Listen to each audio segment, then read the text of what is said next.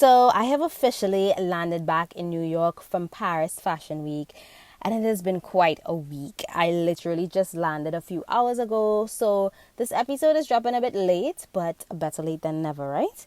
We're going to be covering a few things in this episode. One, my Paris Fashion Week lead up, backstage shows and what I observed, the looks that I created and the products that I got introduced to this season, and then my thoughts on what Parisian beauty has evolved into. Now, first world problems. I did not feel like going to Paris. I was just like not in the mood. My New York Fashion Week was crazy. It was bonkers. I can't remember how many shows I did, but maybe like 10 or 12. And I was just all over the place. And right after New York Fashion Week, I ended up doing a project with Mac that I actually haven't even posted on my Instagram yet. But I worked with Mac on this really exciting project, and it was like right after Fashion Week. And then when I blinked, I had to pack for Paris. So I was talking to my friend, and I was like, girl, I don't feel like going to Paris. I don't feel like packing. Like, I just don't want to go. I'm not in the mood. But when I checked the flight was like $1,000 for me to change. And I was just like, I'm not about this life. I'm not paying $1,000 just for a few days. You know what I mean? Because when I checked my schedule, my first show was the following Wednesday. My flight was Saturday night, and I get in on Sunday morning. Now, I'm a heavy sleeper on a plane, so I'm like, I always like that late night flight where I can sleep all the way, or like early morning, sleep all the way. I mean, I can sleep all the way anytime, but like these are like my favorite flight times. So I get in on Sunday morning, and I'm like, yo, what am I going to be doing? I don't feel like being in Paris. Like, I have so much stuff to do at home. I could really use some extra days at home, but I could also use like $1,000. You know what I mean? So I was like, I guess I'm going to be leaving on Saturday night. So I left, and it was nice. I stayed with a friend of mine, and it was nice because I was in a new space. Every time I go to Paris, I have a different Airbnb, different area. So every time I go, I feel like I'm reintroduced to Paris, because I'm in a different neighborhood, I'm seeing different things. And while I might be familiar, it's just like, a different coming home experience.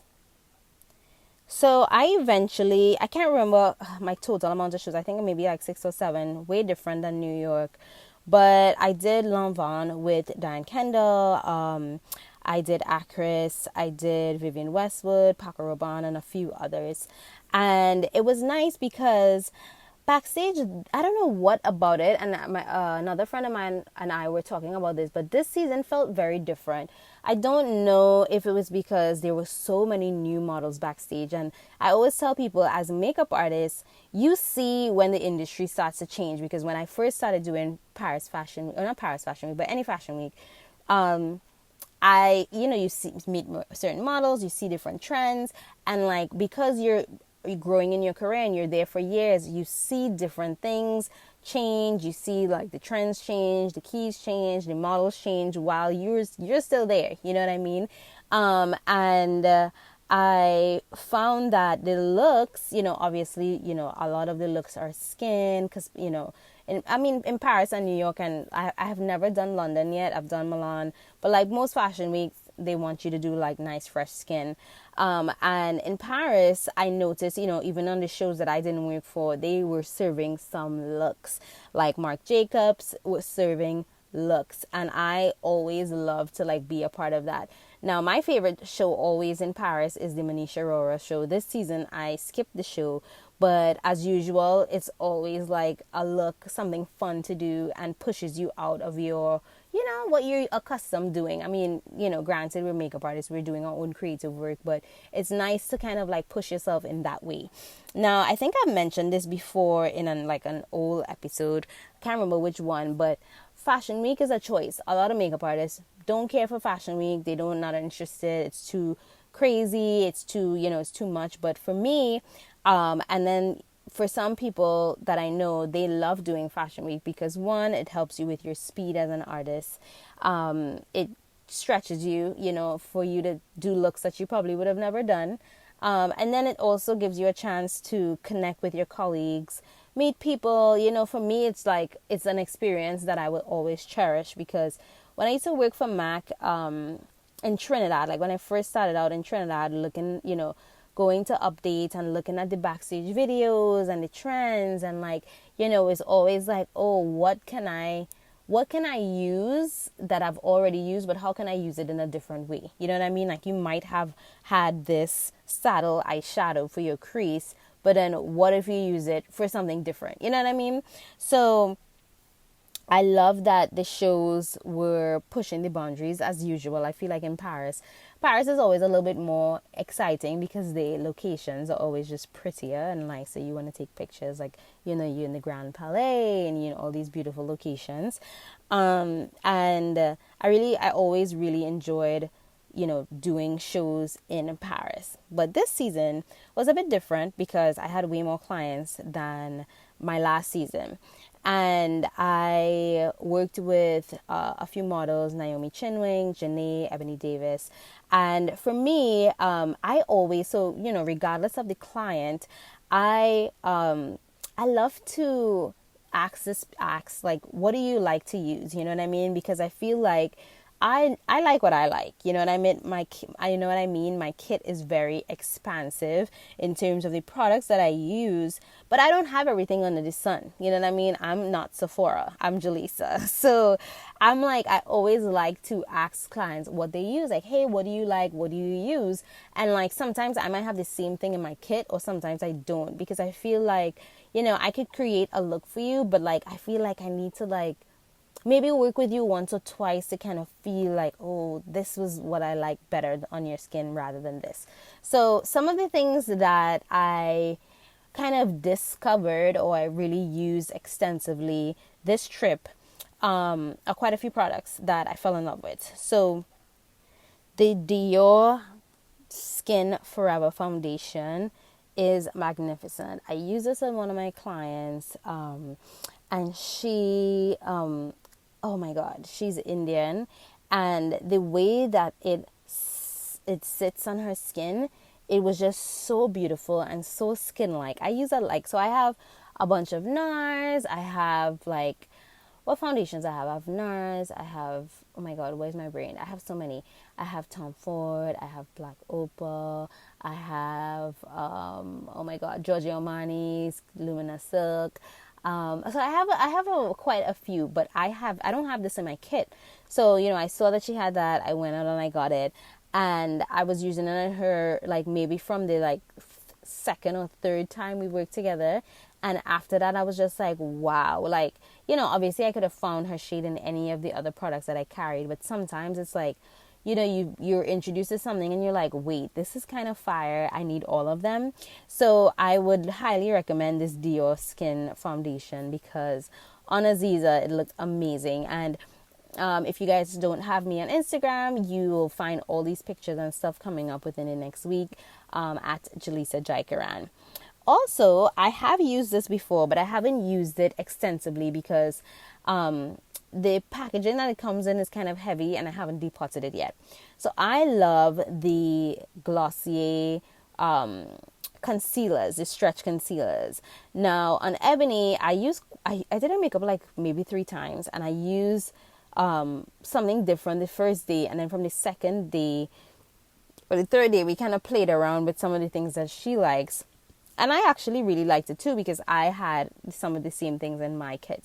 But the stretch concealer, you know, obviously if you have, you know, skin that doesn't need a ton of coverage, I kind of shared this out and applied it like all in the center of the face and blended it out. And I used this on her for the BOF event, and you'll find that picture too on my Instagram. And I use a lip from Sasha Cosmetics. So me using that product in that way, you know, is something that I've definitely done before, but it changes my thinking because when I'm doing skin, I'm not thinking, oh, I can use Glossier stretch concealer. You know what I mean? Because that concealer is like so like pliable. You can like play around with it. You can do whatever you want with it. You can share it out some more. You can apply with a beauty blender. You can just pop it in the center of the eye, because regular like other concealers, I would never put all over the face because it'll just be too thick and heavy, and she has beautiful skin.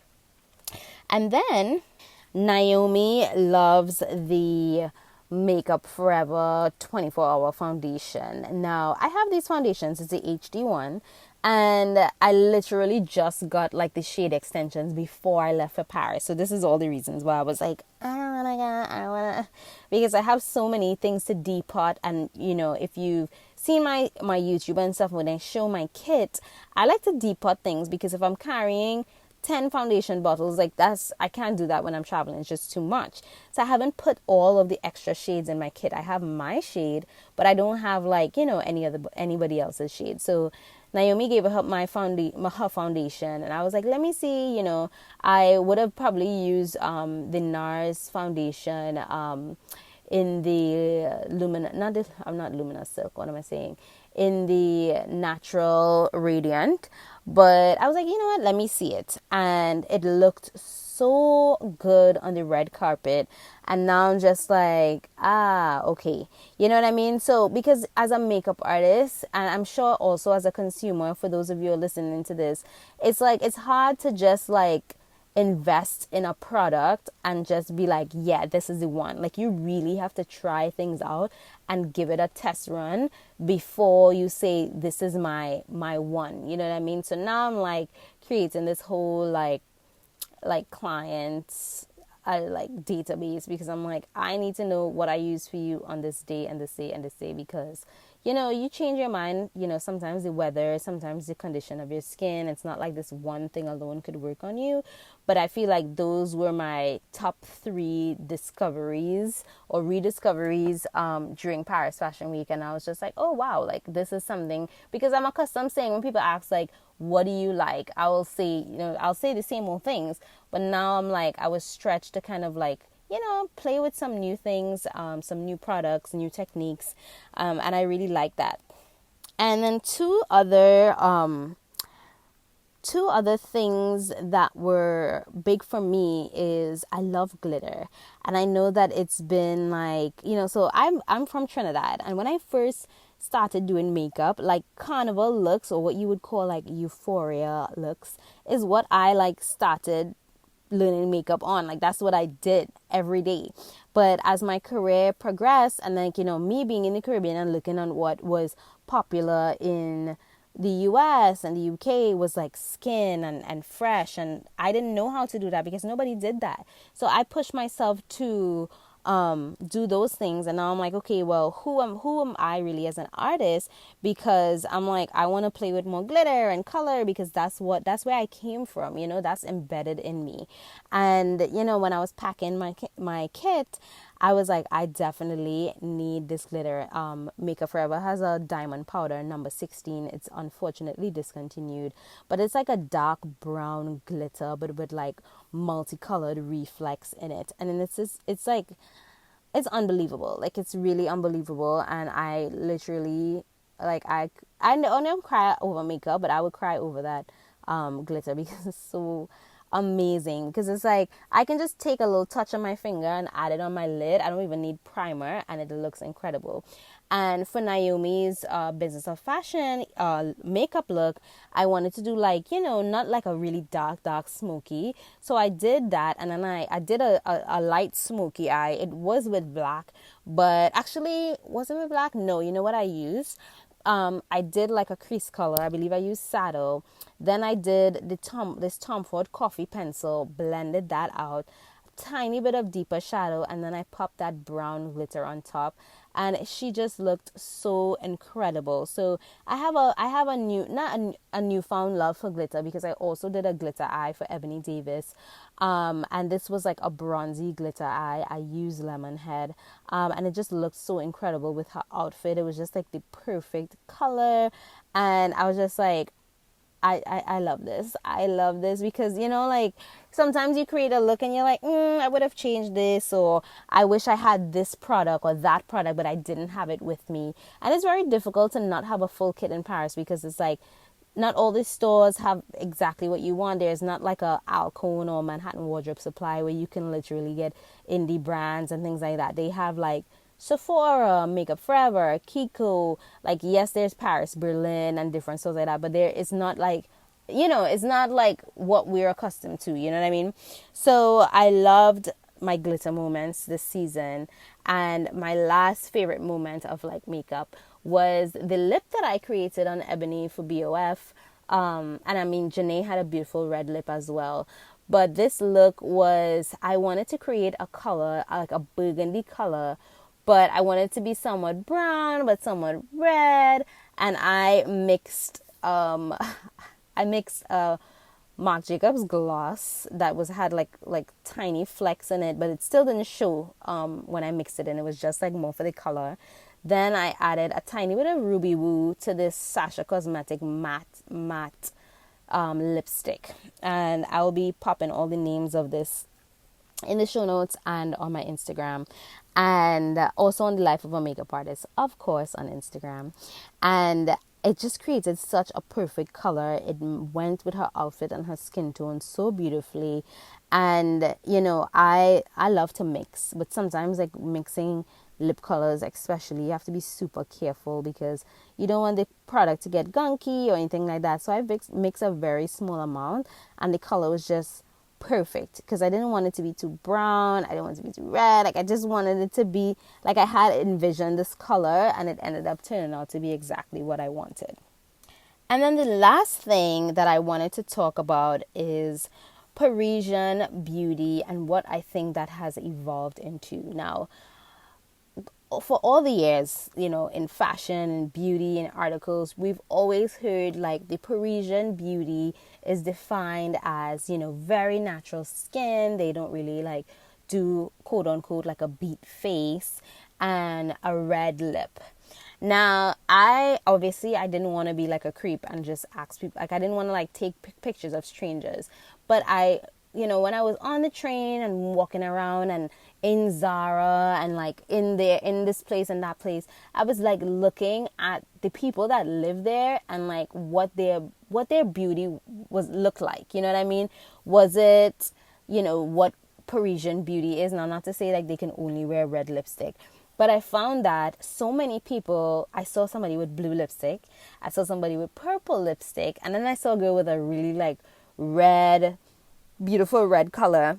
But I definitely think that the skin and keeping the skin fresh is definitely still, what do you say? Like, it's still definitely part of what Parisian beauty is.